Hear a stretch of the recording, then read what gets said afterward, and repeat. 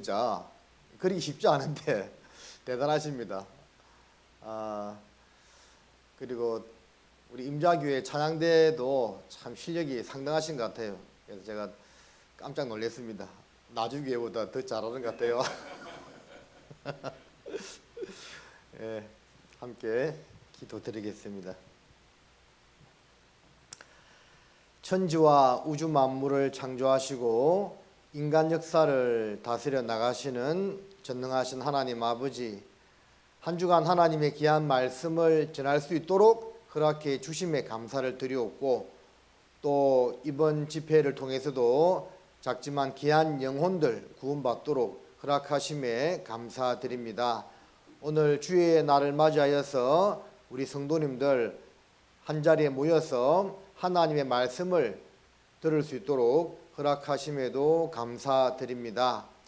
우리 성령님께서 함께 하심으로 전하는 말씀이 또 각 사람의 심령에 심기어져서 하나님의 은혜와 또 사랑에 마음이 감동될 수 있도록 도와주시기를 바라옵고, 말씀을 대언하는 부족한 입술에도 주의 능력 더해 주시기를 원합니다.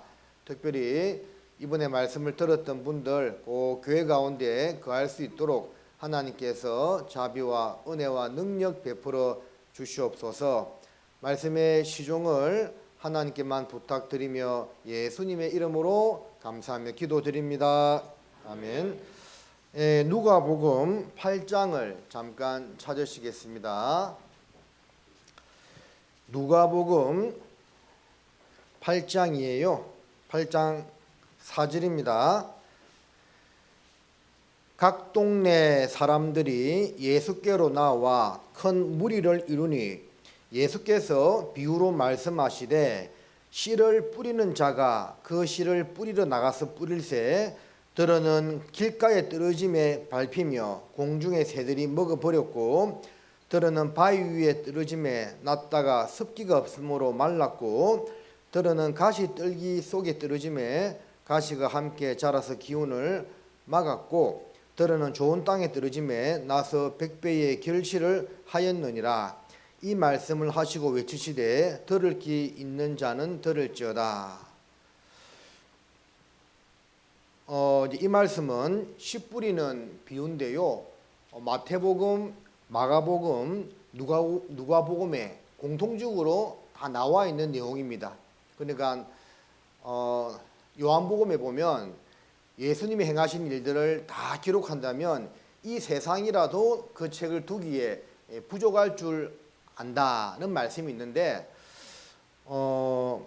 같은 내용이 성경에 이렇게 반복되어 있는 것은 예수님이 행하신 것을 다 이제 기록하면 이런 책이 이제 이 세상 두기에도 부족하다고 했는데, 그럼에도 불구하고 이 성경을 읽어보면 같은 내용들이 몇 번 반복되는 것이 나옵니다. 그것은 쓸 내용이 없어서 반복한 것이 아니고 그만큼 우리에게 상당히 중요한 교훈을 주는 내용이기 때문에 반복되고 있는 겁니다. 그래서 이 본문에 씨 뿌리는 비유도 요한복음 빼고 마태, 마가, 누가복음에 다 중복적으로 기록이 되어 있는데, 이 의미의 말씀을 가지고 먼저 좀 생각해 보도록 하겠습니다. 씨는 하나님의 말씀이고 밭은 사람의 마음 상태를 말합니다. 그렇죠? 농사 지으니까 이 말씀을 잘 이해하시겠죠? 씨를 아무데나 뿌린다고 해서 거기서 싹이 나고 결실하지 않습니다.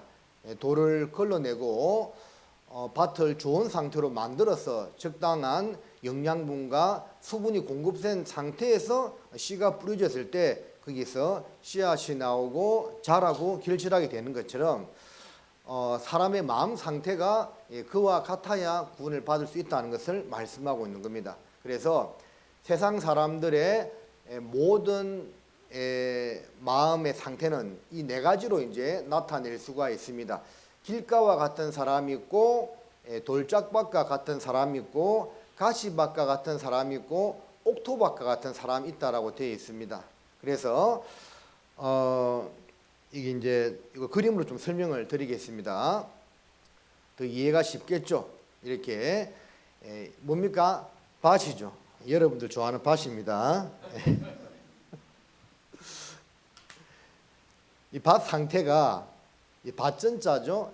사람의 마음 상태가 네 가지다 그 말입니다.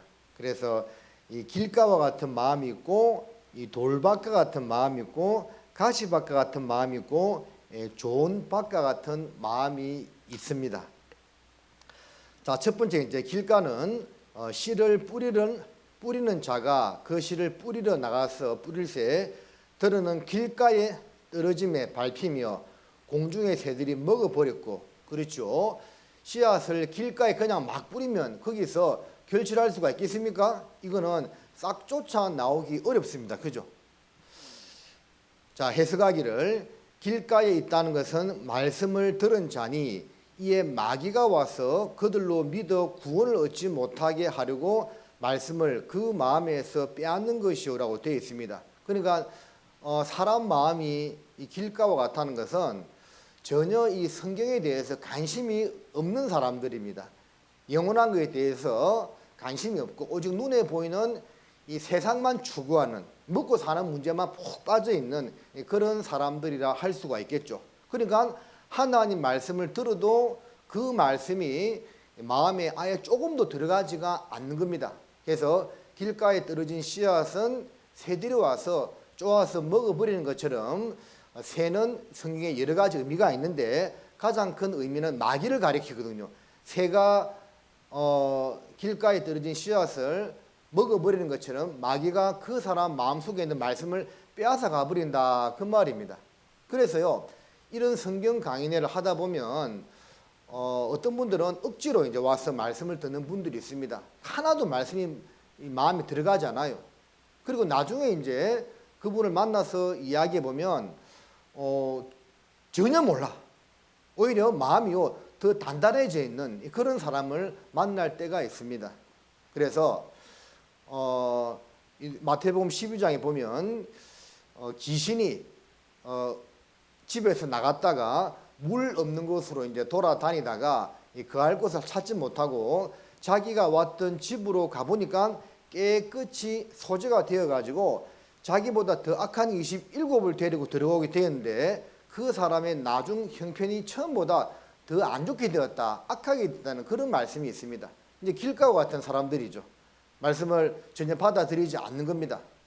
나중에 상태가 더 악해지는 겁니다. 그래서 오히려 말씀을 듣고도 하나님을 더 대적하는 그런 사람들도 있습니다. 물론 이제 당연히 구원이 아니죠. 구원이 될 수가 없는 거죠. 말씀을 배척하니까. 자, 그리고 이제 두 번째는 들어는 바위 위에 떨어짐에 났다가 습기가 없으므로 말랐고, 자, 바위 위에 이제 씨앗이 떨어지면 조금 이제 싹이 나올 수는 있겠죠. 근데 습기가 없으므로 이제 말라버린다 그 말입니다. 이 돌짝밭에 뿌려진 씨앗이 당연히 결실할 수는 없겠죠.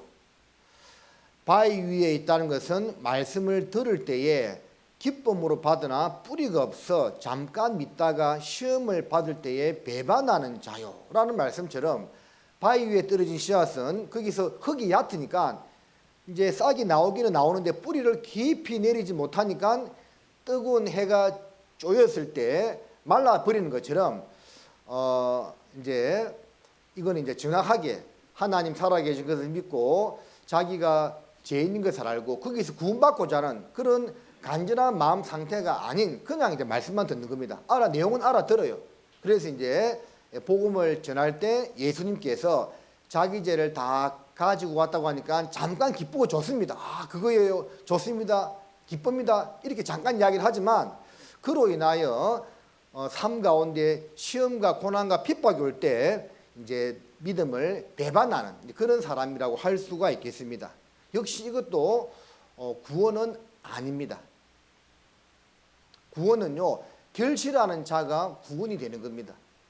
돌짝밭에 뿌려진 씨앗은 결실하지 못하죠. 사람 마음이 돌짝밭 같은 그런 마음 상태로는 구원받기 어렵다는 거예요. 자, 세 번째는 가시밭을 말하고 있습니다. 들어는 가시 속에 떨기 속에 떨어짐에 가시가 함께 자라서 기운을 막았고, 이제 가시밭은 흙도 제대로 되어 있겠죠. 그런데 거기서 이제 싹이 나고 쭉 자라려고 하는데 가시의 기운에 막혀서 더 이상 자라질 못하는 그런 상태를 말하고 있는 겁니다. 가시 떨기에 떨어졌다는 것은 말씀을 들은 자니 지내는 중 이생의 염려와 재리와 일락의 기운이 막혀 온전히 결실치 못하는 자요. 자, 이것은 말씀을 듣기는 들었는데 역시 회개하는 진지한 마음으로 말씀을 받아들이지 못한 겁니다. 그러다 보니까 세상에 먹고 사는 문제, 여러 가지 유혹 때문에 금방 넘어지고 이 교회 가운데 있지 못하는 그런 상태를 가리키는데 역시 구원은 아닙니다. 길가와 같은 밭, 돌짝밭과 같은 상태, 가시밭 같은 마음 상태는 온전하게 열매를 맺지 못하는 상태이기 때문에 구원과는 거리가 먼 거예요. 물론 이제 이런 분들도 계속 이제 말씀을 듣는 가운데 구원받고자 하는 그런 마음으로 말씀을 계속 잘 듣다 보면 이제 확실히 구원받을 수가 있겠죠.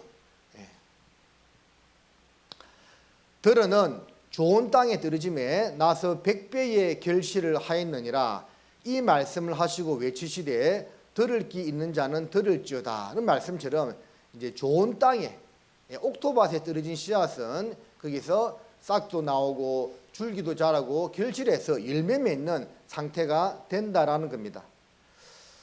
우리가 이제 한 주간 말씀을 이제 듣는 가운데 처음에는 길가와 같은 상태에서 말씀 앞에 나오기도 하고 또 돌짝밭, 가시밭 같은 상태로 나오기도 합니다. 그러나 말씀을 계속 듣는 가운데 성경을 통해서 창조주의자 유일신이신 하나님을 발견하고 그리고 자기가 죄인인 것을 깨달았을 때 거기서 구원받고자 하는 마음으로 좋은 마음으로 말씀을 들었을 때 그 말씀이 마음속에 심겨지게 되고 그 사람은 이 교회 가운데 거하면서 이제 싹도 나고 줄기도 자라고 거기서 열매 맺는 그런 아름다운 모습이 된다는 겁니다.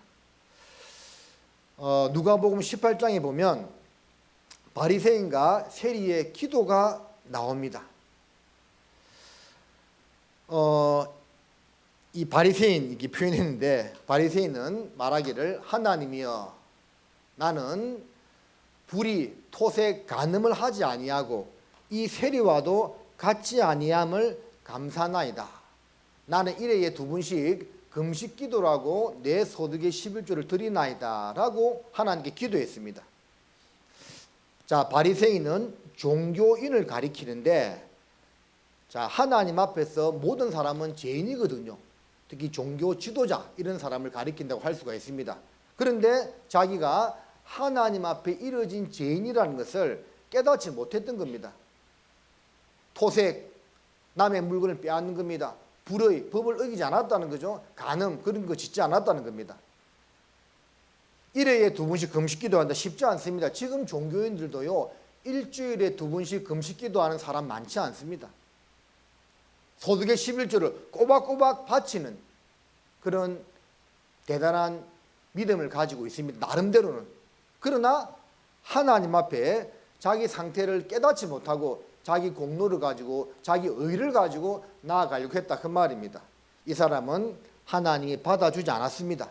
그러나 세리는 딱 2마디 했습니다. 세리는 이 당시에 세금을 거두어 드리는 공무원이었는데 예수님 당시에 죄인의 대표였습니다.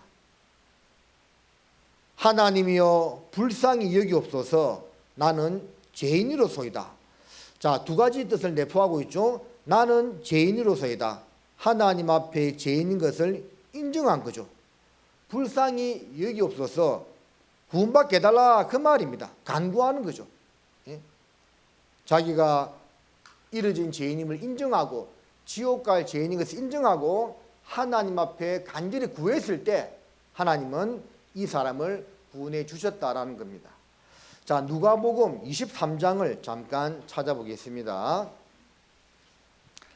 누가복음 23장입니다.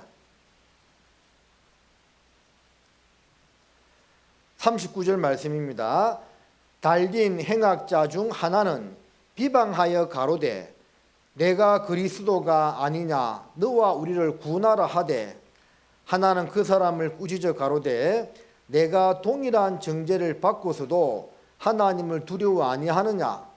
우리는 우리의 행한 일에 상당한 보응을 받는 것이니 이에 당연하거니와 이 사람이 행한 것은 옳지 않은 것이 없느니라고. 42, 3절은 같이 읽겠습니다.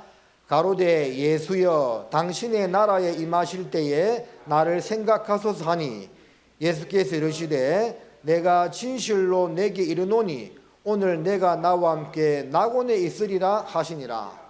자, 예수님 십자가에 달리실 때 두 강도가 함께 옆에 달렸습니다. 처음에는 함께 예수님을 비방하고 욕했습니다. 그런데 한쪽 강도, 자, 어느 편 강도였을까요? 모릅니다. 자, 성경 다 아무리 봐도 오른쪽인지 왼쪽인지 나와 있지 않습니다. 그냥 한편 강도라고 되어 있습니다.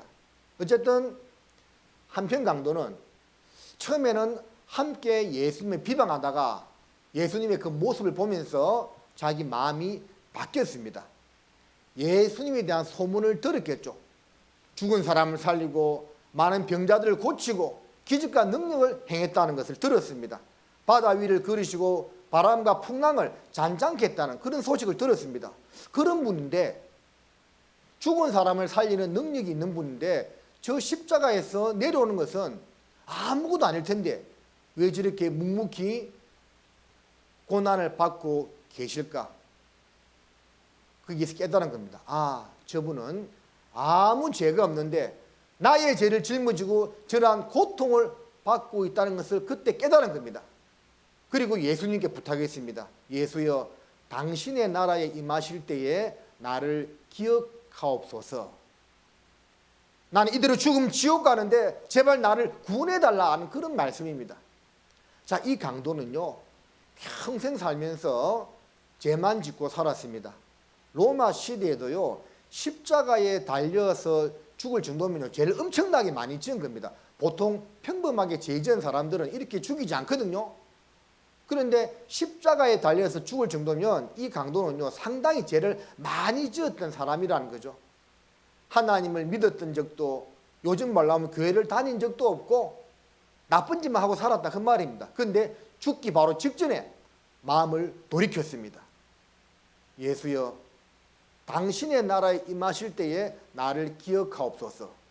예수님 뭐라고 말씀했습니까? 진실로 내게 이르노니 오늘 내가 나와 함께 낙원에 있으리라. 자, 그러면 이 강도는 그날 죽어서 어디 갔단 말입니까? 천국에 갔다 그 말이죠. 자, 이 강도가 구원받는 것을 보면 구원은 오로지 100% 하나님의 은혜로만 구원받는 것이지 자신의 행위와 노력, 그동안 어떠한 삶을 살아왔다는 것하고 전혀 상관없다는 것을 알 수가 있죠. 교회를 한 번도 다니지 아니하고 하나님 위한 봉사도 안 하고 11조도 전혀 하지 않았지만 그러나 자기가 죄인인 것을 인정하고 하나님 앞에 간절히 구했을 때 그날 즉시 구원받은 겁니다. 이러한 마음 상태를 가지고 말씀을 들을 때 그 사람의 마음의 진정 하나님의 복음이요 믿어지게 되는 겁니다. 여러분 이런 이제 말이 있습니다. 좀 전문 용어인데 한번 써볼게요. 임계점이라는 말이 단어가 있습니다. 무슨 뜻이냐면 어떤 현상이 일어나는 그 이제 상태의 정점을 말하거든요. 그래서 물은 끓기 시작하는 온도가 몇 도죠? 100도. 자, 물이요 99도가 되어도 끓지 않아. 100도가 딱 되어야만 그때 끓기 시작하는 거죠. 그런 것을 이제 하나의 임계점이라고 이야기를 하는 겁니다. 그러니까 우리의 마음 상태도 하나님 보실 때 구원받기 정말 합당한 그 임계점의 마음이 되어야 되는 겁니다. 뭐 구원받으면 좋겠네, 안 받으면 할 수 없고, 이게 이제 100도가 안 돼, 한 50도밖에 안 돼. 그럼 하나님 볼 때 너는 아직 멀었다, 이게 들어도 구원이 안 되는 거예요. 어떤 사람은 구원을 받으면 좋겠는데 하는 마음은 드는데 또 뭔가 내가 교회를 다니면 뭐도 걸리고 막 그런 걱정을 하고 해서 그러면 하나님 볼 때 이 사람 마음 상태는 한 90도야. 아직 안 되는 거예요. 지금 오늘 죽으면 지옥 가게 생겼는데 지금 뭐 앞으로 뭐 다른 게 뭐가 문제입니까? 그죠? 내 영혼 구원받는 것보다 더 중요한 문제는 없는 겁니다. 그래서 내가 이 세상 모든 것을 다 잃어버린다 하더라도 내 영혼만큼은 반드시 구원 얻어야 되겠다 하는 그런 마음 상태가 하나님 보실 때 백도시가 되는 마음입니다. 자, 그 마음이 되었을 때 복음이 마음에 믿어지게 되는 겁니다. 좋은 밭과 같은 마음 상태, 세리의 마음 상태, 그리고 한편 강도의 마음 상태가 그 상태라는 겁니다. 자, 그 마음으로 이제 복음을 들었을 때 복음이 마음에 믿어지게 되는 겁니다. 자, 그래서 우리 이제 이번에 말씀을 들으신 분들이나 기존의 성도님들이 자, 그 마음 상태로 복음을 듣고 또 구원을 받았다라고 생각하고요. 혹시나 자, 그 마음이 안 됐다면 지금이라도 느헤미야가 하나님 앞에 번개 기도한 것처럼 하나님 정말 지금이라도 내 마음을 간절히 하오니 구원의 복음을 깨닫게 해주십시오 하는 마음으로 들으면 혹시 구원받을 수도 있습니다. 자, 그럼 복음에 대해서 한번 정리해 보겠습니다. 영생 얻는다, 구원받는다, 거듭난다 이렇게 여러 가지로 표현할 수가 있습니다. 영생 얻은 사람이 천국에 가고 구원받은 사람이 천국에 가고 거듭난 사람이 천국에 갑니다. 다 같은 말입니다. 그런데 이렇게 표현할 때 가장 중요한 표현이 무엇이라고 했죠? 자, 구원받았다는 표현을 여러 가지로 하는데 그 중에 가장 중요한 표현이 무엇이라고 했죠? 재용서함. 그죠? 재용서함 받는 것이 가장 중요한 겁니다. 거듭나는 것이 뭔지 몰라도, 영생 얻는 것이 뭔지 몰라도 재용서 받는 것이 확실하면 그 사람은 확실히 천국에 갑니다. 근데 다른 걸 다 알아도 있잖아요. 재용서 받은 것에 대해서 모르면 천국에 못 갑니다. 결국 구원의 핵심은 재사함이라는 겁니다. 자, 옛날에는 죄를 지었을 때 짐승을 가지고 왔지요. 그리고 자기 죄를 이 짐승에게 넘겼습니다. 짐승은 사람의 죄를 짊어지고 피 흘리고 죽었습니다. 자, 이와 같이 함으로 과거에는 죄 용서함을 얻었다고 했습니다. 이제는 이거로 안 된다고 했죠. 죄 없는 한 분이 오셨습니다. 바로 예수님이십니다. 자, 거기서 이제 회개하는 마음이 있어야 됩니다. 서 있는 상태로는 구원받지 못합니다. 무릎 꿇고 엎드려야 됩니다. 하나님이여 나는 죄인입니다. 불쌍히 여기옵소서라는 마음으로 나아갔을 때 깨닫게 되는 겁니다. 아, 예수님이 나의 죄를 다 가지고 가셨구나. 그리고 십자가에서 피 흘려서 그 십자가의 사랑으로 나를 구원하셨구나 하는 것을 깨닫게 되는 겁니다. 보라, 세상 죄를 지고 가는 하나님의 어린 양이로다. 그 세상 죄 안에 자기 죄가 들어가 있다는 것을 받아들이게 되는 겁니다. 나의 머리로 지은 죄 때문에 예수님 머리에 가시 면류관 쓰셨고요. 나의 손으로 지은 죄 때문에 예수님 손에 못이 박혔고, 나의 발로 지은 죄 때문에 예수님 발에 못이 박혔고요. 나의 마음과 온몸으로 지은 죄 때문에 예수님 옆구리에 창이 찔리고 피와 물을 한 방울도 남기지 않고 다 쏟았습니다. 한 방울도 남기지 않고 다 쏟았습니다. 완전하게 헌신, 희생, 우리의 구원을 위해서 자기 몸을 100% 다 드렸다는 겁니다. 그리고 그 흘린 피로서 죄를 깨끗이 씻었습니다. 계속 강조한 것처럼 예수님 피가 가장 중요하다고 했죠. 나의 죄를 씻기는 예수의 피밖에 없네. 그 피로 속죄함 얻었네. 예수님 피로 나의 죄를 영원히 씻었다라는 겁니다. 자, 나의 과거, 현재, 미래의 죄가 세상 모든 죄 안에 포함이 되는 거죠. 그래서 다 이루었다. 죄를 정결케 하는 일을 다 이루었는데 영원한 속죄를 이루셨다는 겁니다. 로마서 3장 25절 말씀 같이 읽겠습니다. 이 예수를 하나님이 그의 피로 인하여 믿음으로 말미암는 화목 제물로 세우셨으니, 성경 읽다 보면 피 이야기를 계속하고 있는 겁니다. 이 예수를 하나님이 그의 피로 인하여, 예수님 피로 우리 죄를 다 씻었는데 그것을 믿음으로 말미암는 화목 제물로 주님을 세우셨다, 그 말입니다. 피 이야기하고 있죠. 골로새서 1장 20절에도 그의 십자가의 피로 화평을 이루사 만물 곧 땅에 있는 것들이나 하늘에 있는 것들을 그로 말미암아 자기와 화목해 되기를 기뻐하심이라. 자, 십자가의 피로 무엇을 이루었다고요? 화평을 이루었다. 구원받기 전에 하나님과 우리는 원수 사이였지만 십자가의 피로 이제 죄가 소멸되었기 때문에 화평이 이루어졌다는 말씀을 하고 있는 겁니다. 계시록 1장 5절 말씀은 같이 읽어보겠습니다. 우리를 사랑하사 그의 피로 우리 죄에서 우리를 해방하시고, 자, 독립한 것처럼 죄에서 독립했다. 죄에서 우리를 해방시켰다, 그 말입니다. 무엇으로요? 그의 피로. 성경은 계속 예수님의 피 이야기를 하고 있는 겁니다. 왜? 피가 없이는 제3이 없기 때문에 피를 계속 강조하고 있는 거예요. 그래서 우리 마음 가운데 여러분들, 이 신앙생활이라는 것이요, 신앙생활이라는 것이 중요하지만 뭐 특별한 게 아닙니다. 자, 구원이 너무너무 중요하지만 내용은 단순하죠. 너무나 쉽게 되어 있습니다. 신앙생활도 마찬가지입니다. 뭘 거창하게 하는 것이 아니에요.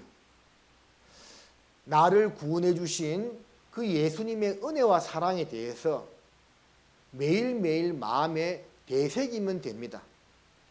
에베소서 3장 20절에 보면 그의 사랑에, 예수님의 사랑에 넓이와 길이와 높이와 깊이를 더욱더 알아간다는 말씀이 있거든요. 그러니까 우리가 이제 처음에 구원을 받았다는 것은 하나님의 사랑이 얼마나 크다는 것을 이제 조금 경험한 겁니다.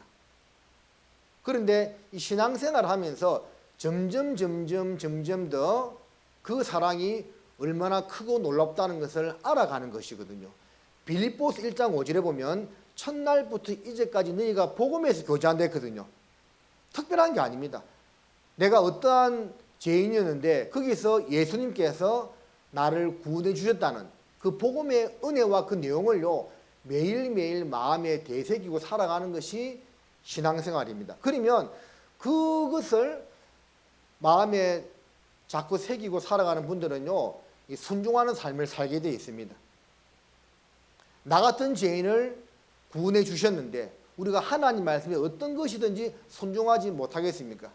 근데 이제 그 은혜와 사랑을 마음에 새기지 않으면요, 잊어버리면, 자, 잊어버린다는 것은 구원을 잊어버리지는 않지만 자기 삶 가운데 복음과 상관없는 삶을 살아간다는 겁니다. 그러면요, 이 교회는 나올지라도 여전히 마음은 강팍한 상태로 변화되지 못한 모습으로 10년이고 20년이고 살 수도 있다니까요. 절대 그렇게 되면 안 되는 겁니다. 여러분, 은혜는요, 물은 높은 곳에서 낮은 곳으로 흐르듯이요, 하나님 은혜는 낮은 자에게 임합니다. 여러분, 마음을 높이면 절대 신앙이 성장할 수가 없습니다. 우리가 이렇게 생각이 됩니다. 눈에 보이는 사람을 보고 이제 교회 생활을 하지만 사실은 그 가운데 하나님이 함께 한다는 것을 잊어버리면 안 됩니다. 자, 비근한 예로, 이게 뭐 조금 이제 합당한 예인지는 모르겠지만 이해를 돕기 위해서 하는 겁니다. 하나님의 나이가 몇 살이겠습니까, 여러분들? 무한대죠. 근데 이 세상을 창조할 때부터 계산해 보면 하나님 나이는 6,000살이 넘었어요. 그죠? 그 6,000살 넘은 하나님 앞에 우리는 아무것도 아닌 겁니다.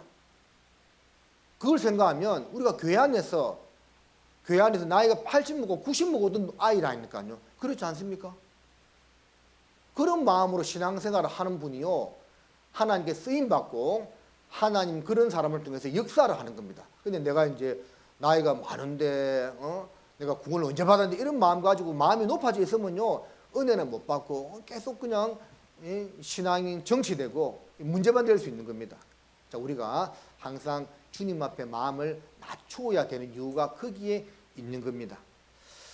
자, 주님은 나를 구원하러 오셨다가 다시 가셨습니다.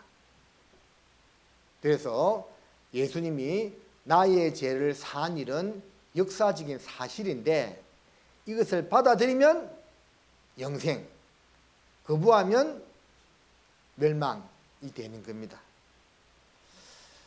그리고 하나님께서 이와 같은 큰 구원의 역사를 이룬 것은 바로 한 가지죠. 하나님의 사랑입니다. 나를 사랑하시기 때문에 그래요. 요한복음 3장 16절 말씀을 우리 같이 읽겠습니다.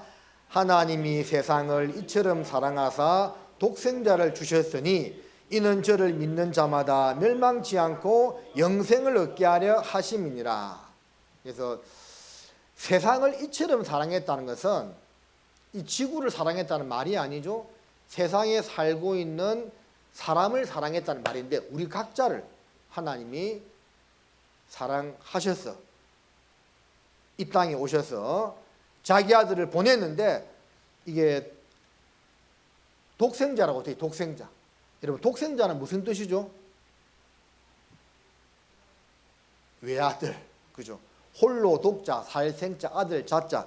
하나밖에 없는, 오직 하나밖에 없는 아들이다. 그 말입니다. 자, 우리 어머님들 이렇게 한번 생각해 보겠습니다. 내 아들이 10명이나 있어요. 근데 옆에 집 아들은, 옆에 집 아짐은 아들이 하나밖에 없어. 근데 하나밖에 없는 옆에 집 아짐의 아들이요, 불치의 병에 걸리는데 심장 이식을 안 받으면 죽어. 근데 누가 이제 심장 이식을 하면 살 수가 있습니다. 그래서 아이고, 나는 아들 10명이나 있으니까 내 아들 하나 뭐 심장 떼주고 죽어도 9명 남아 있으니까 그래 1명 주겠다. 자, 이렇게 할 수 있습니까 없습니까? 왜? 10명이나 되는데요. 못하겠죠. 못한다니까. 10손가락 깨물어서 안 아픈 손가락 없다는 그 말처럼 내 아들 10명이 있어도 옆에 있는 아들 하나밖에 없는 그 집에 절대 줄 수가 없습니다. 왜? 그만큼 자기 애가 애착이 강하다는 거죠. 근데 아들 10명이 있어도 하나도 못 내주는데 하나밖에 없는 아들을 내어준다? 이것은요 불가능한 겁니다. 하나님도 아들이요 여러 명 있은 것이 아니고 독생자 한 분밖에 없습니다. 그 한 분을 나를 위해서 내어주셨다는 것은 얼마나 크고 놀라운 사랑입니까? 이것을 여러분들 우리가 신앙생활을 하면서 조금씩 알아가야만 됩니다. 알아갈 때, 이것을 알아갈 때 있잖아요. 그 사람의 마음도 넓어지는 겁니다. 저도 부족하지만 목회한 지가 20년이 지났는데 처음에 목회할 때는 제 마음도 많이 좁았던 것 같아요. 그래서 이렇게 좀 그런 때 좀 부족한 것이 많았는데 지금도 뭐 얼마나 넓어졌는지 모르겠지만 어쨌든 그때 비하면 마음이 상당히 넓어지고 부드러워진 것 같아요. 그게 왜냐하면 나를 구원해 주신 하나님의 사랑이 얼마나 크다는 것을 알아가니까 마음도 넓어지는 것 같아요. 틀림없습니다, 여러분. 그게 신앙생활입니다. 그래서 우리가 사람을 보지 말고요, 하나님이 어떠한 희생을 치루어서 나를 구원하셨는가 그것을 생각하면 우리 마음이 부드러워지고 있잖아요. 형제 자매들을 사랑할 수가 있고 또 내 것을 기꺼이 내어줄 수가 있고 또 가장 귀한 영혼을 건지는 그 일을 위해서 우리가 희생하고 함께하고 헌신할 수가 있는 거예요. 자, 이게 어제 우리 항수관 박사님 이야기 들었는데 오늘도 하나 더 들어보겠습니다. 53세 된 아들하고 마주 앉아 있었습니다. 마침 창가에 까치가 말이 나왔습니다. 아버지가 물었습니다. 얘야 저게 뭐냐? 아버지 까치예요. 그래 오냐 고마워. 두 번째 또 물었습니다. 얘야 저게 뭐냐? 금방 까치라 했잖아요. 오냐 고맙다. 또 세 번째 또 잊어버리고 또 물었습니다. 여러분 나이 많으면 여성 부부는 정신이 왔다 갔다 합니다. 얘야 저게 뭐냐? 금방 까치렇게 했잖아요. 그것도 못 알아먹어요. 그 소리를 아버지는 너무너무 서러웠습니다. 너무너무 서러워서 방으로 들어갔습니다. 들어가서 옛날 일기장을 꺼내왔습니다. 그 일기장은 제가 33살 때 일기장이었습니다. 밖에 나와서 제 아들하고 읽어보라 했습니다. 그 일기장에 이런 글귀가 써 있습니다. 3살짜리 내 아들과 마루에 마주 앉으셨다. 마침 창가에 까치가 날아왔다. 3살 먹은 내 아들이 나에게 물었다. 얘야 저게 뭐냐? 얘야 까치란다. 내 아들은 연거푸 23번을 물었다. 아까 저거 뭐야? 아까 저거 뭐야? 나는 23번을 까치라고 답을 하면서 내 마음이 왜 이렇게 즐거운지 몰랐다. 그래서 살아가는 내 아들을 너무 키워서 품에 안아 주었다. 여러분요, 아버지는 자식에게 3번 물었는데 자식은 화를 냅니다. 자식은 부모에게 23번 물었는데 그 자식이 사랑스러운 거예요. 여러분, 그것이 부모님입니다. 그 부모님이 오래오래 살아계세요. 여러분, 부모님을 살아갈 때 고맙게 잘 하십시오. 한 번 가면 다시 못 만난 것이 부모님입니다. 자, 부모님의 이 사랑을 생각해 보면 참 절대 이제 자식이 그 부모의 사랑을 갚기가 어렵습니다. 그렇죠? 예. 그저 베풀어 주는 사랑이고 자식을 위해서라면 부모는 어떤 것도 희생할 수가 있습니다. 자, 이러한 인간 사이에서도 이러한 부모의 사랑을 통해서 하나님 우리에게 무엇을 알려주느냐 하면 봐라. 너를 낳은 부모도 너를 이처럼 사랑하는데 만드신 나는, 만든 하나님은 얼마나 우리 각자를 사랑하시겠느냐 하는 것을 알려주는 겁니다. 그래서 주님의 사랑은 대신 죽는 사랑이다라는 겁니다. 자, 여기 보면 구약의 이제 그 복음의 한 사례를 좀 보겠습니다. 출애굽기에 보면 구약에 이제 그 복음에 대한 그림자에 대한 내용들이 많이 나와 있는데 한 사례만 잠깐 보겠습니다. 너희 어린 양은 흠 없고 1년 된 수컷으로 하되 양이나 염소 중에서 취하고 이달 14일까지 간직하였다가 해질 때에 이스라엘 회중이 그 양을 잡고 그 피로 양을 먹을 집 문 좌우 설주와 임방에 바르고 13절 말씀은 우리 같이 읽어보겠습니다. 내가 애굽 땅을 칠 때에 그 피가 너희의 거하는 집에 있어서 너희를 위하여 표적이 될지라. 내가 피를 볼 때에 너희를 넘어가리니 재앙이 너희에게 내려 멸하지 아니하리라. 자, 400년 종살이하고 이제 출애굽을 할 때 애굽의 바로 왕이 이스라엘 백성들을 놓아두지 않으니까 10가지 재앙을 내립니다.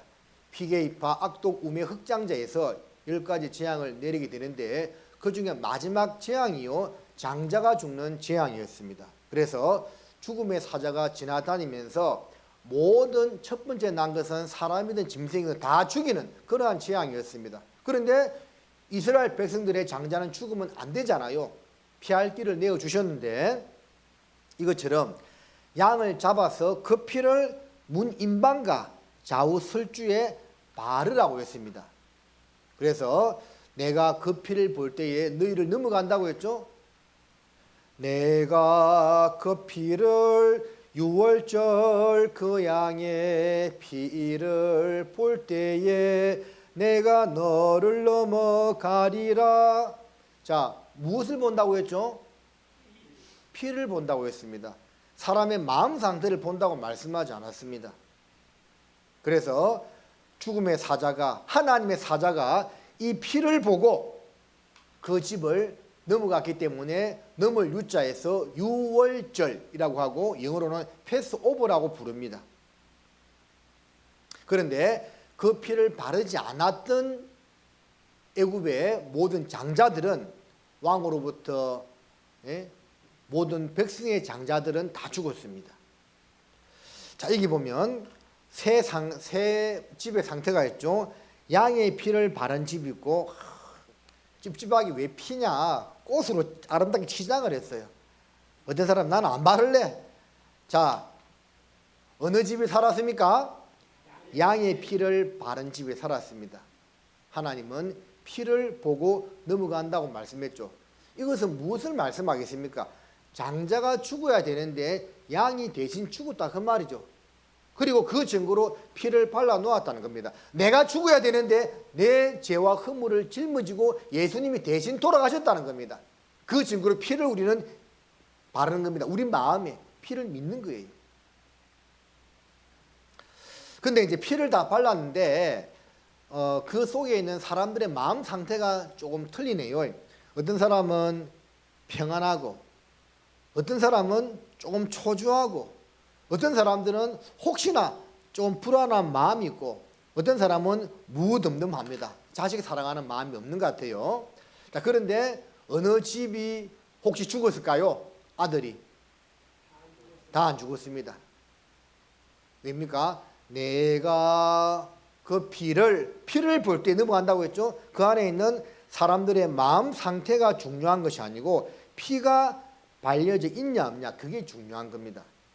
물론 정말 믿었으면 마음이 평안하지 뭐 크게 초조 불안하고 그러진 않습니다. 근데 이제 중요한 것은 마음 상태가 아니라 이 피를 본다는 것을 알려주기 위해서 잠깐 말씀을 드린 겁니다.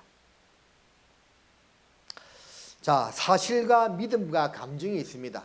여러분, 이 세 가지 중에 무엇이 가장 중요하겠습니까? 자, 동시에 답해 보십니다. 하나, 둘, 셋.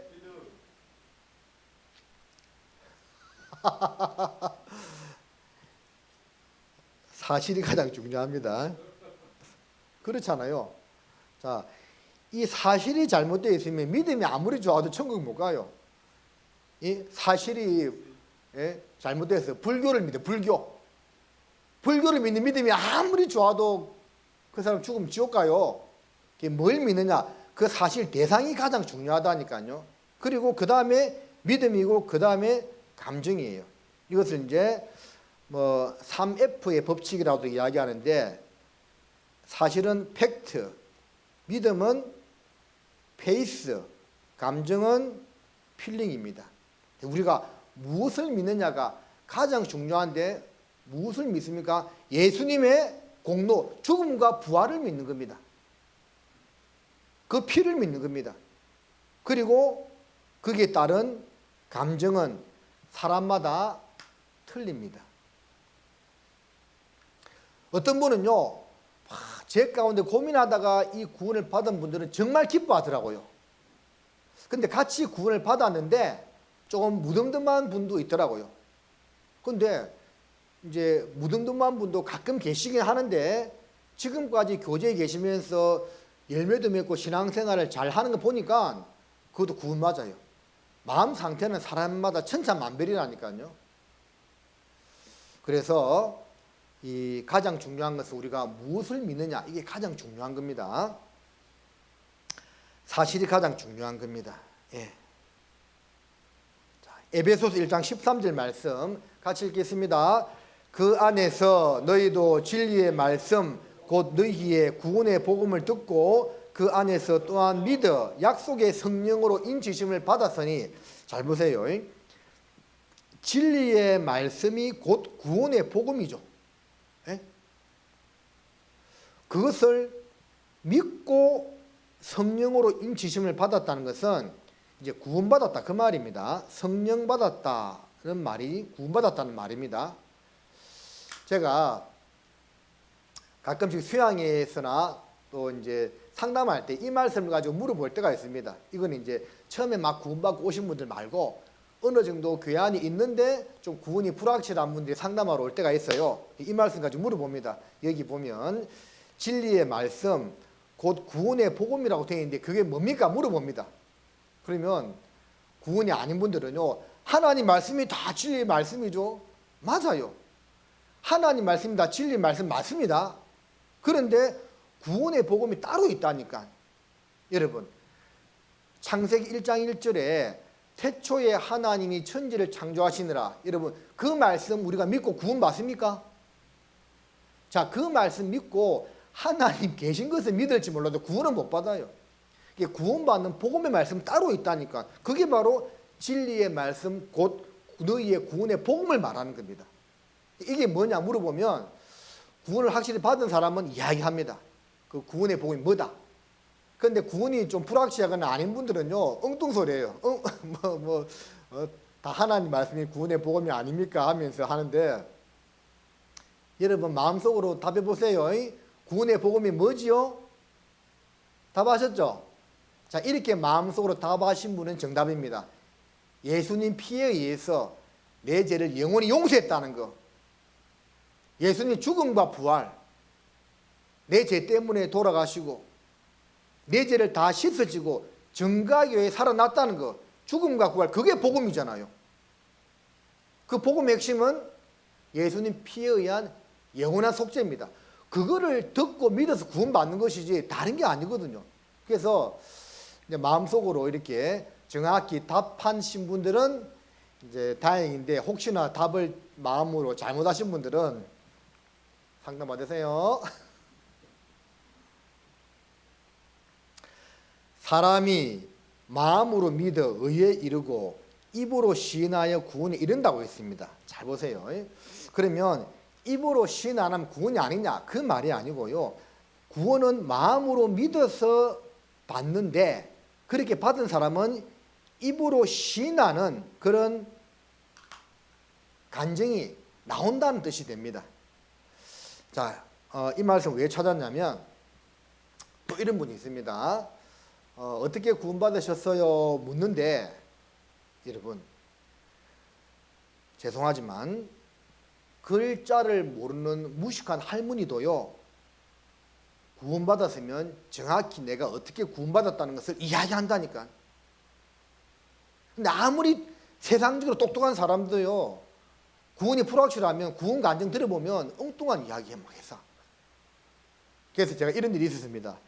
어떤 분이 이제 교회를 좀 오래 다녔는데 좀 구원이 불확실해서 이제 저한테 모시고 왔더라고요. 그래서 제가 차분하게 물었습니다. 예, 그래요. 한번 구원받은 간증 해보세요 하니까 이제 그 핵심 이야기를 안 해.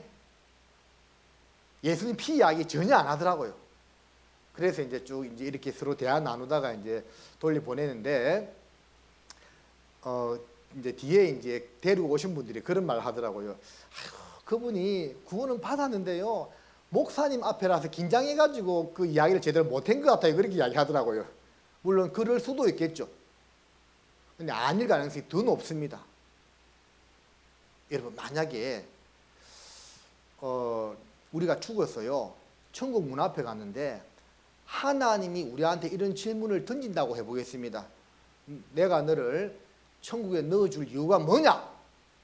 물론 그렇게 이제 천국 가는 건 아니지만 우리 상상해보자는 겁니다. 그러면 뭐라고 이야기해야 되겠습니까? 당당하게 하나님 앞에서라도 내가 어떻게 구원받았다는 것을 말해야 되겠죠? 근데 하나님 앞에서 얼마나 떨리겠어요, 그죠? 근데 거기서 이야기해야 됩니다. 그래서 이야기했어요. 목사 앞에서도 자기 구원받은 거 이야기 잘 못하는 사람이 하나님 앞에 가면 이야기하겠냐고요? 못합니다. 이것은 죄송하지만 말을 잘하고 못하고 문제가 아니고요. 정말 마음속에 예수님 피가 믿어진 사람은 그 이야기 한다니까요. 그걸 이야기하는 겁니다. 과일 이야기할 때 어떤 사람에게 과일 좋아하세요? 물어본다면 그 사람이 무슨 이야기 하겠습니까? 자기가 제일 좋아하는 과일 이야기 하겠죠. 그렇지 않습니까? 사과를 좋아하면 사과 이야기하고 배 좋아하면 배 이야기 하겠죠. 그렇죠. 그러면 구원에 대해서 이야기하는데 구원의 핵심은 예수님 피인데 그 이야기를 안 할 수는 없겠죠. 그렇죠. 그래서 이게 이제 구원받은 지가 얼마 되지 않거나 뭐 1, 2년 미만이다. 그러면 혹 그럴 수가 있는데 교회 안에 5년, 10년을 있어도 그 구원 간증하라고 하는데 피 이야기 안 하고 엉뚱한 이야기만 자꾸 해서 하면 이게 이제 구원받았는지 정말 의심스럽다는 거죠. 그래서 이 마음으로 믿어 의에 이르고 입으로 시인한다는 것은 입으로 시인해야 뭐 구원이고 아니고 그런 뜻이 아니고요. 정말 마음으로 믿어진 사람은 내가 어떻게 구원받았다는 것을 이야기할 수 있다라는 겁니다. 자, 골로새서 1장 6절도 같이 읽겠습니다. 이 복음이 이미 너희에게 이르매 너희가 듣고 참으로 하나님의 은혜를 깨달은 날부터 너희 중에서와 같이 또한 온 천하에서도 열매를 맺어 자라는도다. 자, 이제 복음이 뭔지 알겠죠? 복음을 듣고 참으로 하나님의 은혜를 깨달은 날, 구원받은 날이 있습니다. 기쁜 날, 주나의 죄 다 씻은 날, 이미 2000년 전에 다 용서해 놓았지만 자기 마음으로 받아들이는 날, 그 날이 구원받은 날이 되는 겁니다. 자, 그 날부터 너희 중에서와 같이 또한 온 천하에서도 열매를 맺어 자란다고 되어 있습니다.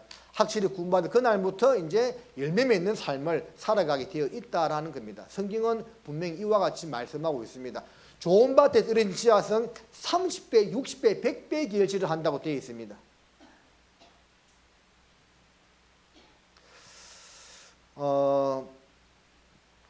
이제 열매는 여러 가지입니다. 갈라디아서 5장 22절에 성령의 9가지 열매도 있지만, 그런데 정말 가장 중요한 열매는 무엇이겠습니까, 여러분들? 나를 통해서 누군가 구원받는 사람이 있어야 돼요. 구원받고 이 교회 안에 거해야 됩니다. 전도라는 것은 교회만 데려오는 게 전도가 아니고 그 사람이 구원받고 확실히 교회 가운데 거하는 삶까지 돼야만 그게 이제 전도 열매를 한 사람 제대로 맺은 겁니다. 그런 열매를 우리가요, 적어도 최소한 한 명, 두세 명 이상은 맺고 살아야죠. 그죠? 구원받은 지 10년, 20년 됐는데 나를 통해 구원받은 사람이 아무도 없어. 물론 그럴 수도 있지만 참 안타까운 현실이죠. 누군가는 구원을 해야 됩니다. 구원을 시켜야 됩니다. 왜? 깨달은 날부터 너희 중에서와 같이 또한 온 천하에서도 열매를 맺어 자란다 했잖아요. 누군가 구원받는 사람이 있어야 되는 거예요. 자, 과거에 아프리카 노예를 잡아다가 이렇게 미국이나 유럽에 팔던 노예 무역업이 활발했죠. 자, 그때 그 노예 무역선 선장이었던 존 뉴턴이라는 사람이 있잖아요. 기적적으로 성경을 배우다가 구원을 받았습니다. 과거 이력, 아프리카 노예를 잡아서 팔던 노예선 선장이었다. 이 사람이 구원받고 완전히 새 사람이 된 겁니다. 노예 무역을 하면서 얼마나 많은 노예들을 학대하고 죽였겠습니까? 이런 죄인도 예수님 말씀 듣고 예수님 복음으로 구원을 받았습니다. 그리고 완전히 변화된 삶을 살고 나중에 목회자가 되었습니다. 그가 지었던 작사했던 유명한 찬송가가 바로 405장이죠. 나 같은 죄인 살리신. 이 찬송을 지은 사람이 바로 존 뉴턴이란 이런 사람입니다. 이런 비참한 죄인도 구원받고 완전하게 새 사람이 되었잖아요. 그렇다면 우리도 이제 확실히 구원받았으면 변화된 삶을 살아야만 되는 겁니다. 구원받기 전하고 구원받은 후하고는 틀려야만 되는 겁니다. 여러분, 어느 조직에 다 속해 있잖아요. 마을에 속해 있잖아요. 그럼 그 안에서 있잖아요. 아, 누구누구 하면 저 사람은 확실하게 하나님을 제대로 믿는 예수쟁이야. 이런 말을 들어야 됩니다. 형님 교회 다니셨어요? 이러면 안 됩니다. 그런 말 들으면 안 돼요. 저런 분이 교회 다니는 분인가? 이런 말 들으면 안 됩니다. 특히 이 좁은 지역사회에서는 더 그렇게 해야 됩니다. 그래서 이렇게 예수님 은혜와 사랑을 생각하면서 우리 마음이 변해야 되고 마음이 넓어지는 가운데 좀 말도 바르게 하고 거친 말 하지 말고요. 예? 너희 말을 소금, 은혜 가운데서 소금으로 고르게 함과 차라고 했죠.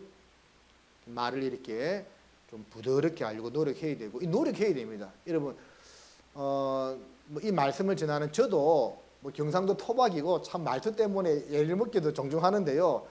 이 부단히 노력해도 이제 안 되는 것도 있는데 노력을 해야 됩니다. 구원은 공짜로 받지만요. 구원받은 이후의 삶은요. 저절로 안 변한다니까요. 내가 말씀 붙들고 그렇게 살려고 내 자신을 쳐서 복종시킬 때 변화가 되는 겁니다. 오죽 했으면 사도 바울같이 위대한 사람도 고린도전서 15장 31절에서 고백하기를 나는 날마다 죽노라고 이야기했겠습니까? 날마다 자기 육신을 쳐서 복종시키지 아니하면요. 우리 삶은 변화 안 돼요. 그래서 그렇게 이제 살아갔을 때 특히 좁은 지역사회에서는 더 그런 모습으로 우리 성도님들이 이 임자면에서 구원받은 사람답게 살아갈 때 이게 이제 복음이 힘있게 전해지는 거예요. 자, 고린도 후서 5장 17절 말씀입니다. 우리 같이 한번 읽어보겠습니다. 그런즉 누구든지 그리스도 안에 있으면 새로운 피조물이라 이전 것은 지나갔으니 보라 새 것이 되었도다. 자, 옆에 있는 사람 한번 이렇게 가리켜 보세요. 가리켜 봐요. 따라해봐. 자, 보라 새 것이 되었도다. 여러분 새 것 되었습니까? 그럼 새 것이 되었으면 새 것이 된 사람답게 이제 살아가야 되는데, 자, 몇 가지만 더 생각해 보겠습니다. 여기 보면 너의 난 것을 말하건대 내가 날 때 내 배꼽줄을 자르지 아니하였고 너를 물로 씻어 정결케 하지 아니하였고 내게 소금을 뿌리지 아니하였고 너를 강보로 싸지 아니하였나니. 애가 태어나면 배꼽줄 자르고 소금으로 뿌리고 씻어야 되는데 그렇게 안 했다 그 말입니다. 그러면 안 되겠죠? 봐요. 애기가 태어나면 배꼽줄 잘라, 응? 소금을 깨끗이 씻어, 응? 이렇게 뭐 달아, 그리고 예? 강보로 사. 자, 이런 과정을 거쳐야만 애가 온전히 성장하는 것처럼 구원을 받았다는 것은 영적으로 갓난아기로 태어났다는 거거든요. 배꼽줄을 잘라야 됩니다. 세상과 결별해야 되는 겁니다. 이 말은 세상을 떠나라는 말이 아니고, 예? 옛날에 유행했을 때 지구를 떠나라 그 말이 아니고 세상 가운데 살되 구별된 모습으로 살아야 된다는 겁니다. 자, 구원받은 이후에 앞으로 죄를 마음대로 지어도 되나요? 그럴 수 없죠. 그런즉 어찌하리요? 우리가 법 아래 있지 아니하고 은혜 아래 있으니 죄를 지으리요? 그럴 수 없느니라. 하나님께 감사하리로다. 너희가 본래 저희 종이 되니 너희에게 전하여 준 바 교훈의 본을 마음으로 순종하여 죄에게 세방되어 의에게 종이 되었느니라. 그래서 우리가 구원을 받았다는 말은 모든 죄를 다 용서받았다는 말입니다. 앞으로 지을 때까지 다 용서받았다는 말이죠. 그런데 또 마음대로 죄를 짓고 살면 안 돼. 물론 죄를 지어도 천국 가는 데는 문제는 없습니다. 다 용서받았으니까.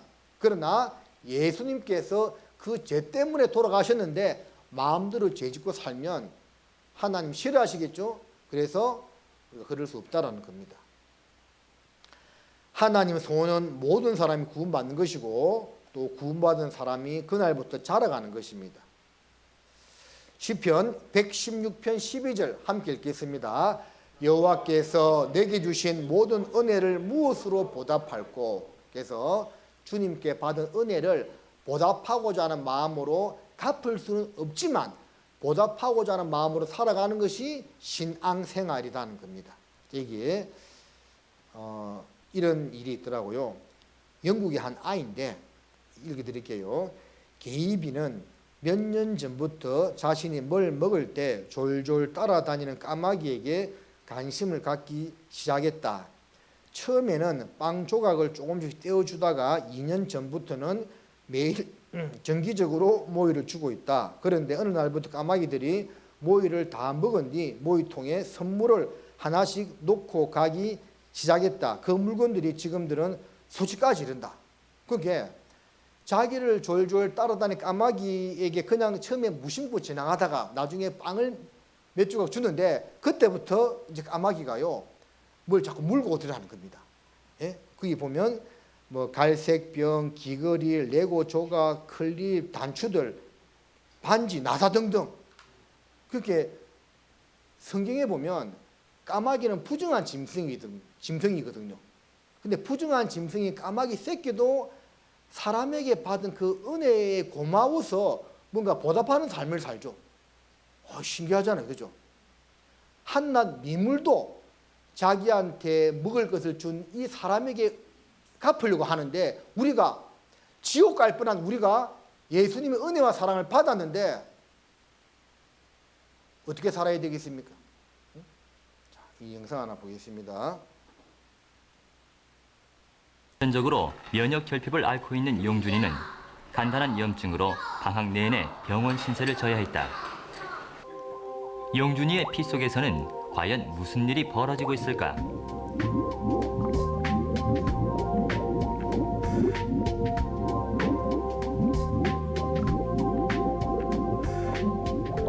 외부로부터 균이 침입하면 이 균을 잡아서 살균하고 다른 백혈구에 신호를 보내 항체를 만들게 하거나 면역 반응을 강하게 한다. 그러나 용준이의 경우 대식세포가 잡아먹은 균을 제대로 살균하지 못하고 도리어 온몸에 세균을 다시 풀어놓아 병을 퍼지게 한다. 이 병은 어머니의 유전자에 있다가 성염석체를 통해 아들에게 유전되는데 발병 확률은 50%다. 간절한 희망에도 생후 2개월 만에 확진을 받았고 지난 12년간 용준이는 삶 대부분의 시간을 병원에서 보내야 했다. 보통 이 만성 유가종 질환 환자들은 그 평균 수명이 현재로는 약 20대, 길어도 30대까지로 돼 있습니다. 열날 때마다 밤에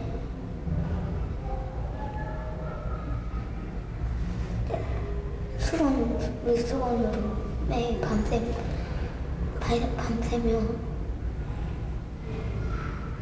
물수건을 갈아주시고 할 때마다 정말 감사하고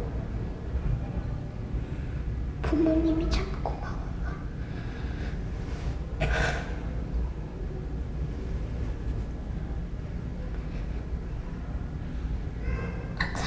항상 감사해요.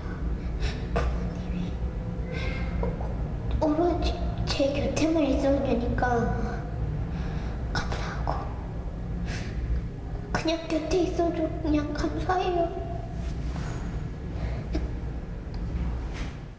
정상 면역을 가졌다는 것이 얼마나 복받은 거고 다행스럽다는 것을 만성 유가종 질환 환자를 볼 때마다 느끼게 합니다. 그러니까 모든 것이 다 갖춰져 있을 때에는 그거에 대해서 고마움을 모르지만 한 가지라도 부족해서 그것으로부터 불편을 겪을 때에는 그 한 가지 사소한 것이 얼마나 중요한가 하는 것을 깨우쳐주는 그런 경우가 될 수 있습니다. 이 아이가요, 잘못 마음을 먹었으면 부모님 원망할 수 있잖아요. 왜 나를 이렇게 태어나게 했냐고. 그럴 수 있죠. 근데 이 아이 이야기 들어보세요. 밤마다 자기를 보살펴주고 수건으로 닦아주는 그 부모님이 정말 고맙다고 이야기하죠. 참 착한 아이죠. 그죠? 그래서 우리가 큰 병 없이 이렇게 살아간다는 것 자체가 얼마나 감사한 일인지 모릅니다. 저는 가끔씩 대학병원 이렇게 신방이나 상담을 갈 때 느끼는데요. 이 무슨 환자들이 이렇게 많은지 모르겠어요. 제 막내가 태어나자마자 신장에 구멍이 뚫리는 병이 생겼어요. 그런 병이 있더라고요. 그래가지고 막 그때 위에 있을 때인데 세브란스 병원에서 막 검진받고 했거든요. 그게 이제 병명이 뭐 기억이 잘 안 나는데 하여튼 수신증인가 그래요. 근데 그 세브란스 병원 1년 다니는데 제가 깜짝 놀랐습니다. 그 병을 앓고 있는 환자들이 얼마나 많은지 몰라. 와, 그래서 전국에서 나오는데요. 그래서 내가 그 병원 갈 때마다 무슨 환자들이 이렇게 많나 싶은 생각이 들면서 큰 병 없이 살아간다는 것 자체가 얼마나 축복이라는 것을 깨달았습니다. 물론 우리 막내는 1년 만에 다 나와버렸어. 그냥 구멍이 메꿔져 버렸어요. 그래서 이제 건강히 잘 자라고 있는데 하여튼 이 세상에서 몸 건강히 살아간다는 것만 해도 참 감사한 일인데 우리는 거기다가 이제 이 하나님의 은혜와 사랑을 입었잖아요. 그 예수님의 사랑을 깨달음으로써 이제 오늘 죽어도 영원한 천국에 갈 수 있는 그 믿음과 소망과 확신을 가지게 되었지 않습니까? 얼마나 감사하고 놀랍습니까? 그러니까 데살로니가전서 5장에 있는 말씀처럼 항상 기뻐하라, 쉬지 말고 기도하라, 범사에 감사한 삶을 정말 구원받은 사람들은 그렇게 살 수 있는 겁니다. 여러분, 제가 제 말씀할 때 누가복음 16장에 부자와 거지 나사로 이야기했잖아요. 그 거지가 평생 거지로 살다가 천국 갔거든요. 근데 만약에 나사로가요, 이 세상에 살면서 하나님 나를 왜 평생 거지로 살아야 됩니까? 하면서 불평 원망했다면 성경에 기록이 되었을까요? 안 됐을 겁니다. 나사로는 그 이름의 뜻은요, 하나님은 나의 위로가 되신다는 의미를 담고 있는데 평생 거지로 살았지만 나는 오늘 죽어도 천국에 가, 하나님 만나 영원한 세상으로 들어가, 그 마음으로 감사하며 기뻐하며 살았을 겁니다. 그렇겠죠? 그러니까 성경에 기록이 된 거예요. 우리가 거지 나사로 생각해 보면 그보다 얼마나 더 행복한 삶을 살고 있습니까? 맞죠? 그러니까 기뻐하고 감사해야 되고 받은 은혜에 대해서 뭔가 보답하고자 하는 마음으로 우리가 살아야 되는 것이 맞다라는 겁니다. 자, 그래서 이제 보답하는 삶을 사는 것은 무엇이냐? 자, 히브리서 요한 1서를 먼저 보겠습니다. 요한 1서 1장 9절입니다. 1장 9절 8절부터 보십니다. 만일 우리가 죄 없다면 스스로 속이고 또 진리가 우리 속에 있지 아니할 것이요, 만일 우리가 우리 죄를 자백하면 저는 미쁘시고 우로사 우리 죄를 사하시며 모든 불의에서 우리를 깨끗게 하실 것이요. 자, 이 말씀을 일반 교회 다니는 분들이 오해를 합니다. 아니, 여기서 죄를 자백하고 용서받으라고 했는데 죄사함 다 받았다는 말이 되느냐? 그런 오해를 하는데 이것은 구원받은 성도들에게 주신 말씀입니다. 이제 구원받고 하나님의 심판과는 상관없이 된 하나님의 자녀들에게 주신 말씀입니다. 생활 속에서 죄를 지을 때 자백이죠. 회개가 아니고 자백하고 그 죄에서 점점 더 멀어지는 신앙생활, 깨끗해지는 신앙생활을 하라는 그런 의미의 말씀이 되는 겁니다. 구원을 받았지만 당장의 천사가 되는 것이 아닙니다. 저는 하루 일과를 마치고 이렇게 누우려고 잠자리에 들려고 하다 보면 그날 하루 살면서 뭔가 잘못 먹었던 마음, 잘못 나갔던 말, 행동이 기억이 나. 희한하게 기억이 나요. 그래서 자기 전에 기도할 때 이제 매일 그러진 않지만 가끔씩 그게 생각이 날 때는 이제 그 죄에 대해서 자백 기도를 하고 잠을 청합니다. 한편으로는 구원받은 성도들의 삶이 빨리빨리 변화되지 않는 이유 중에 하나가요, 영원한 속죄를 받았다는 그 안도감 때문에 생활 속에서 짓는 죄에 대해서는 좀 등한시해서 그럴 수가 있습니다. 그래서 우리가 하나님의 자녀답게 더 의를 행하고 또 하나님께 영광 돌리는 삶을 살기 위해서는 평소에 이렇게 좀 자백하는 생활을 좀 잘 해야 됩니다. 이 중요한 문제입니다. 그래야만 그 죄로부터 멀어지고 다시는 그 죄를 짓지 않겠죠. 근데 그게 안 되면 계속 반복적인 죄를 짓고 이제 신앙생활이 힘들어질 수가 있는 겁니다. 자백 생활이 중요합니다. 자, 히브리서 12장을 보시겠습니다. 12장 5절입니다. 히브리서 12장 5절입니다. 또 아들들에게 권한한 것 같이 너희에게 권면하신 말씀을 잊었도다. 일렀으되 내 아들아, 주의 징계하심을 경히 여기지 말며 그에게 꾸지람을 받을 때 낙심하지 말라. 주께서 그 사랑하시는 자를 징계하시고 그의 받으시는 아들마다 채찍질 하심이니라 하였으니 너희가 참음은 징계를 받기 위함이라. 하나님이 아들과 같이 너희를 대우하시나니 어찌 아비가 징계하지 않은 아들이 있으리요. 징계는 다 받는 것이거늘 너희에게 없으면 사생자요 참 아들이 아니니라. 하나님의 아들에게는 더 이상 심판은 없다고 했습니다. 그런데 이제 징계가 있습니다. 자, 구원을 받았다는 것은 하나님의 자녀가 되었다는 말인데 이렇게 생각해 보세요. 여러분들에게도 자녀들이 있어. 근데 이제 아들이 2명 있다고 생각해 보겠습니다. 큰 아들은 말 잘 듣고 둘째 아들은 말 안 듣고 꼴통이야, 쉽게 말하면. 그러면 말 잘 듣는 큰 아들만 아들이고 둘째 아들은 아들 아닙니까? 아들 맞죠? 이게 말 잘 들으나 안 들으나 내 배에서 낳기 때문에 내 아들인 것은 변하지 않는 겁니다. 그러니까 영원한 속죄를 통해서 구원받은 사람은 신앙생활을 잘해도 천국 가고 못해도 천국 갑니다. 그건 변함이 없어요. 그러나 이제 신앙생활을 못하고 죄를 지으면 하나님이 자기 아들이기 때문에 그냥 내버려 두지 않고 징계하십니다. 모든 그리스도인들이요, 구원받은 이후에 살면서 크고 작은 징계를 받습니다. 징계 안 받는 사람은 없습니다. 징계는 다 받는 것이거늘 너희에게 없으면 사생자요 참 아들이 아니라고 했죠. 구원이 아니다 그 말입니다. 구원받은 성도들은 다 징계가 있습니다. 그래서 징계를 받지만 그 징계를 통해서 잘 연단받고 성숙한 신앙생활로 나아간다는 것을 성경은 말씀하고 있는 겁니다. 여기 보시면 자, 부모님께 효자하는 아들이 하나님께 효자합니다. 자, 부모님 마음을 알아야 죄송합니다. 부모님 마음을 알아야 되겠죠? 예? 그러면 그게 바로 하나님 마음을 알아야 되는데 말씀을 잘 보면 하나님 마음을 알 수가 있습니다. 자, 부모님께 효도하는 자는 또 부모님과 대화를 하겠죠. 하나님과 대하는 기도 생활입니다.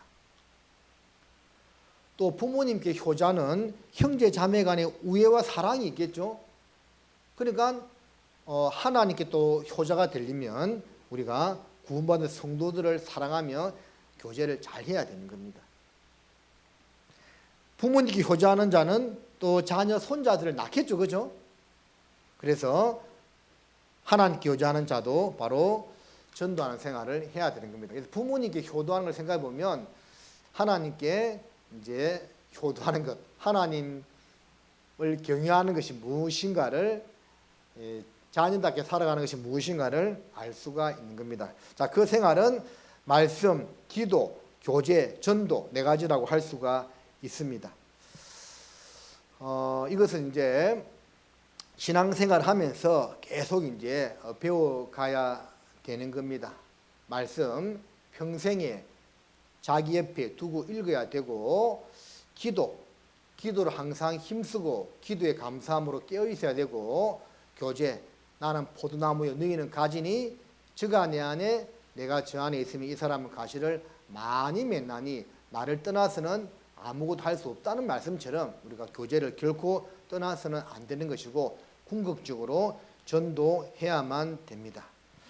자, 이게 한 분을 제가 소개해 드리겠습니다. 자, 이분이 누구냐면 디트리트 본헤프라는 목사입니다. 값싼 은혜는 본받음이 없는 은혜, 십자가 없는 은혜, 살아계신 예수 그리스도, 사람이 되신 예수 그리스도를 그릴 수 없는 은혜다, 이렇게 말했습니다. 고난에 동참하는 삶, 그것이 예수의 삶이다 라고 이야기했습니다.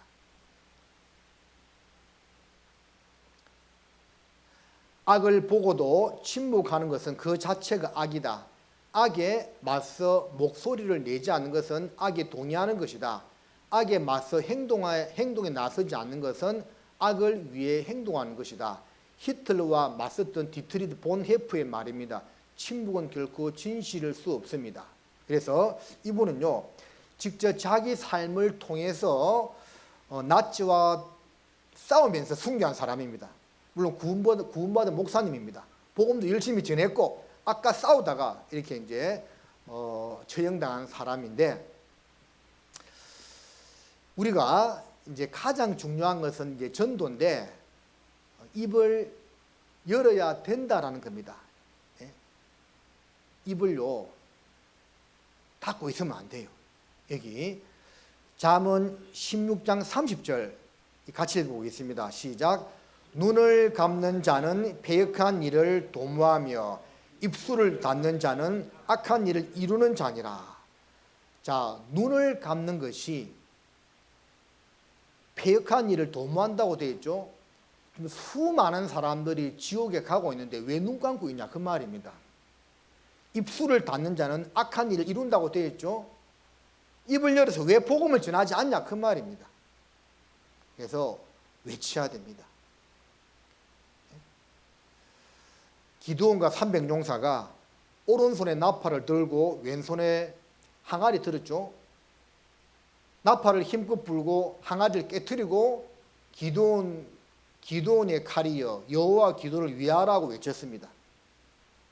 나팔을 분다는 것은 복음을 힘있게 전한다는 겁니다. 항아리를 깨뜨린다는 것은 희생과 헌신을 가리킵니다. 횃불은 성령을 가리키거든요. 그러니까 입으로 외치고 우리가 사랑하는 가운데 희생과 헌신하지 아니하면 복음을 전하기가 쉽지 않다라는 겁니다. 여러분 조선시대에 남이 장군이라고 들어봤어요? 죄송합니다. 남이 장군이라고 못 들어봤습니까? 이 사람이요 20살에 병조판서가 되었어. 젊은 나이에 전쟁터에 나가서 많은 공을 세워가지고 임금이요 20살인데 병조판서를 주었습니다. 그러니까 그 당시에 이제 당쟁이 심했는데 이게 이제 옆에서 이제 가만히 보고 있지 않은 겁니다. 온갖 눈병을 씌워가지고 결국 남의 장군이요 억울한 죄를 뒤집어 쓰고 고문을 받다가 형장의 이슬로 사라지게 됩니다. 그래서 고문을 받는데 아무 죄도 없는데 막 뒤집어 씌워서 네가 역모하지 않았느냐 막 하면서 이제 막 고문을 하면서 질문을 던졌습니다. 함께 역모한 사람이 누구냐? 아니 역모한 적도 없는데 함께 역모를 꾸민 사람이 누구냐 물으니까 황당하잖아요. 그런데 남이 장군이요 옆에 서 있던 70살 영의정을 가리키면서 저 영의정과 함께 역모를 꾸몄다고 이야기한 겁니다. 그래서 아무 죄도 없는 영의정도 죄를 뒤집어 쓰고 함께 형장의 이슬로 사라집니다. 그때 죽기 전에 영의정이 남이 장군에게 따지듯이 물었습니다. 야 이놈아, 내가 뭔 죄가 했다고 나한테 죄를 뒤집어 씌우고 나를 함께 죽이느냐 하고 말하니까 남이 장군이 이런 말해요. 영의정 영감, 당신도 내가 죄가 없다는 것을 알지 않소? 내가 억울한 누명을 쓰고 죽는 것을 많이 알면서 왜 입 다물고 있었냐고. 그게 당신이 죽는 죄라고. 당신은 그나마 70살까지 살다가 죽지만 나는 20살 나이에 죽소 하면서 그렇게 죽었어요. 그러죠. 그 영의정이 왜 죽었습니까? 이 사람도 남이 장군이 아무 죄가 없이 그냥 그 역모를 뒤집어 쓰고 죽는 걸 알아요. 근데 가만히 있는 거예요. 죽었잖아요. 우리가요 이 이뤄진 영혼들을 보면서 그냥 가만히 있는 것은 그 죄를 짓는 거예요. 그래서 우리 임자교회 형제 자매님들 정말 복음을 전하시느라 정말 수고 많이 하시는데요. 어쨌든 예수님이요 그 포도원 잔치 비유할 때 이렇게 말씀했잖아요. 강건하여 내 집을 채우라 했거든요. 우리는 채워야 돼요. 채워야 됩니다. 제 기억으로도 예전에 제가 지도에 있을 때 왔다 갔다 할 때 임자 집회하면 진짜 어떨 때는요 말씀을 듣는 분이 5명 이상 10명까지 듣기도 했어요. 그때. 그러니까 물론 뭐 구원받은 분들은 별로 없었지만 어쨌든 데리고 왔다니까요. 그러니까 이 집회 한번 하면 10명, 20명 데려와야 돼요. 그건 우리가 해야 될 일입니다. 안 된다고요? 하면 됩니다. 왜 안 되냐고요? 해야 됩니다. 여러분들. 강건하던 내 집을 채우라 했잖아요. 우리는 데려다 앉히는 일이 우리가 해야 될 일이고 그 영혼을 살리는 것은 하나님이 하시는 일입니다. 하면 됩니다, 여러분들. 자, 영상 하나 보고 우리 성찬식 하겠습니다.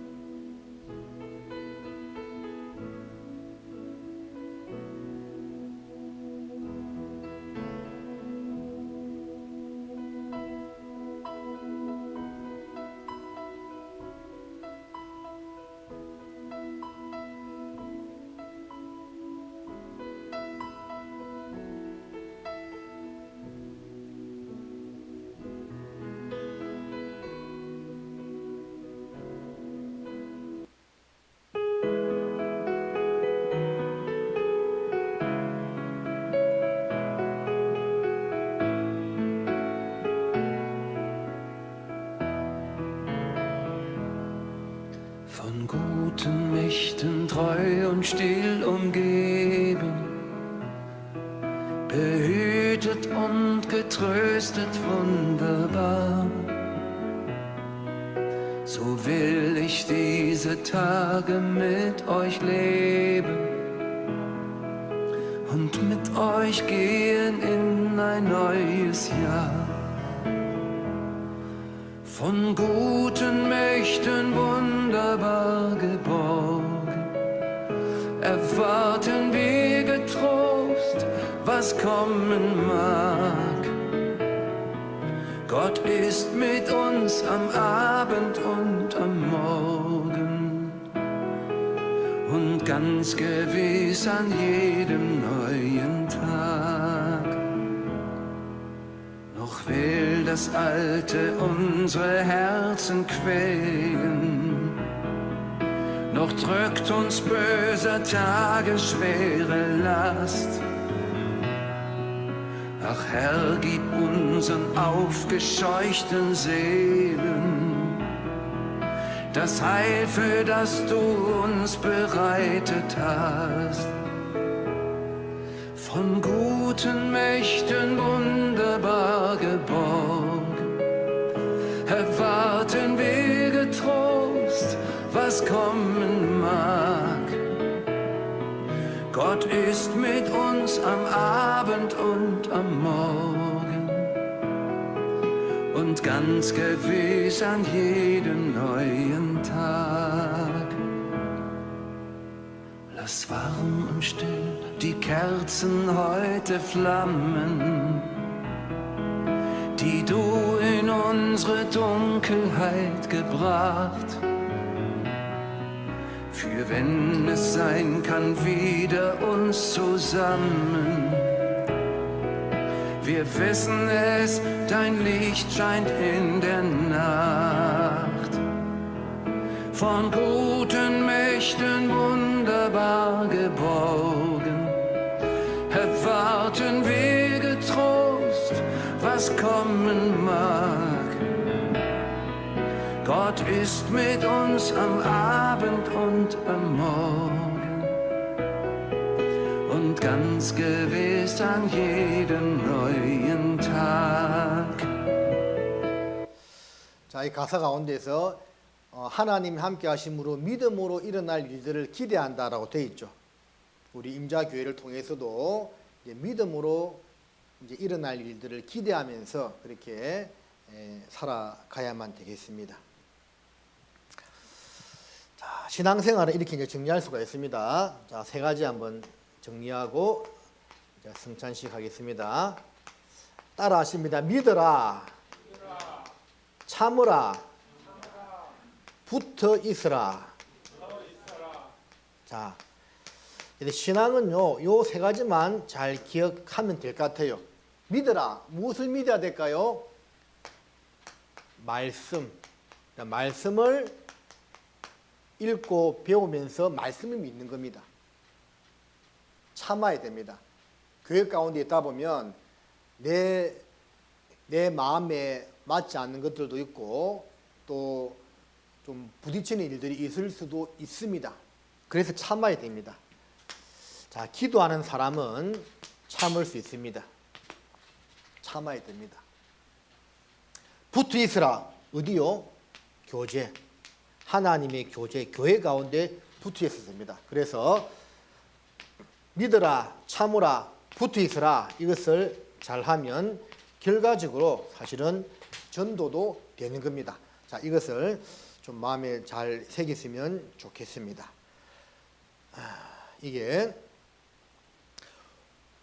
고린도전서 11장 24절 보면 축사하시고 떼어 가라사대 이것은 너희를 위하는 내 몸이니 이것을 행하여 나를 기념하라 하시고 식후에 또한 이와 같이 잔을 가지시고 가라사대 이 잔은 내 피로 세운 새 언약이니 이것을 행하여 마실 때마다 나를 기념하라 했습니다. 그래서 성찬식을 가지는데 첫 번째 의미는요, 주님을 기념하는 겁니다.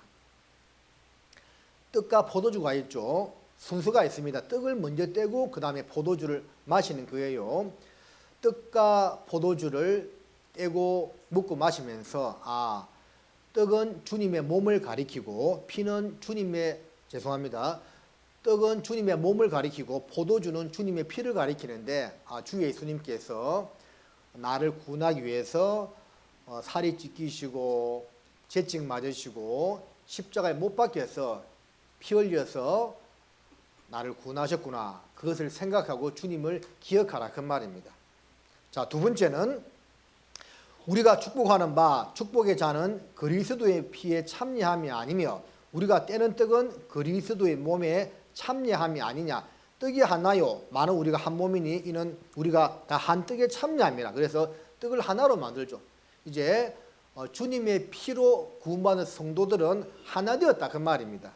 그래서 에베소서 4장 3절에 성령의 하나 되게 하신 것을 힘써 지키라고 말씀하고 있는 겁니다.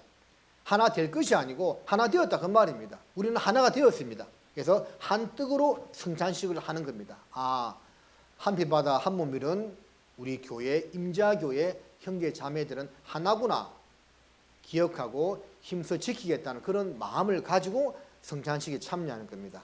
자, 세 번째는 그러므로 누구든지 주의 떡이나 잔을 합당치 않게 먹고 마시는 자는 주의 몸과 피를 범하는 죄가 있느니라.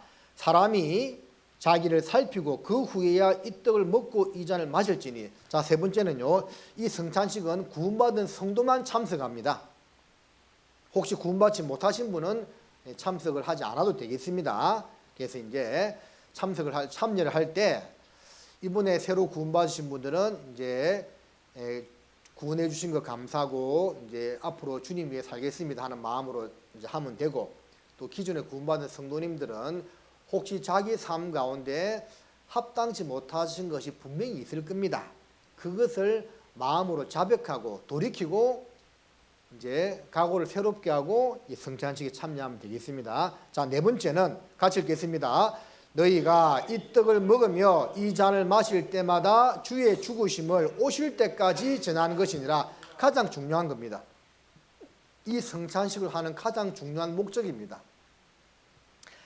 이 떡을 먹으며 이 잔을 마실 때마다 주의 죽으심을, 주님이 왜 죽으셨는가를 주님 오시는 그날까지 전하겠다는 그런 각오를 가지고 성찬식에 참석을 해야 되는 겁니다. 마가복음 5장에 보면 군대에 귀신 들린 사람이요, 귀신이 다 쫓겨났어. 그리고 구원받게 됩니다. 그래서 이제 자기를 구원해 주신 예수님이 너무 고마워서 따라가려고 하니까 따라오지 마라고 말씀하시면서 예수님이 하나님이 너에게 어떠한 큰 일을 행하신 것을 사람들에게 전하라 하거든요. 그래서 그 군대에 귀신 들렸다가 구원받은 사람이요, 그 이후부터는 자기가 어떻게 은혜 받고 구원받은 것을 전하면서 살았습니다. 자, 우리도 그런 상태죠. 구원받기 전에는 귀신에게 매여 있었는데 구원받음으로 귀신은 쫓겨나가고 성령님이 우리 안에 들어오심으로 하나님의 자녀가 되었습니다. 그리고 천국의 소망을 가지게 되었고 몸된 교회 안에서 함께 거하고 있죠. 그래서 그에 대해서 감사하면서 앞으로는 복음을 힘있게 전하겠다는 그런 각오로 성찬식에 참여하시면 됩니다. 우리 목사님과 성찬위원들 나와주시고 제가 성찬 기도 마무리 기도 같이 하겠습니다. 함께 기도하시겠습니다. 살아계신 하나님 아버지, 지난 한 주간 성경 강의 내에 함께 주셔서 감사를 드립니다.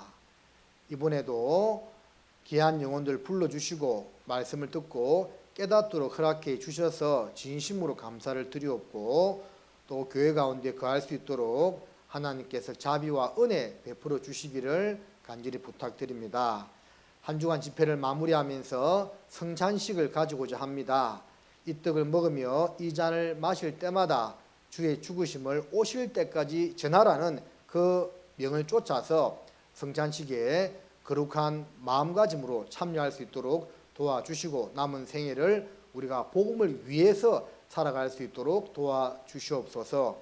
한 주간 수고해 주신 임자교회 사랑하는 모든 형제 자매님들 주께서 영육간에 축복하여 주시고 교회 안에서 더 귀하게 쓰임 받을 수 있도록 도와주시옵소서. 한 주간 함께 해주신 하나님께 홀로 감사와 찬양과 영광을 돌려오며 우리를 사랑하시는 주 예수님의 이름으로 감사하며 기도드립니다. 아멘.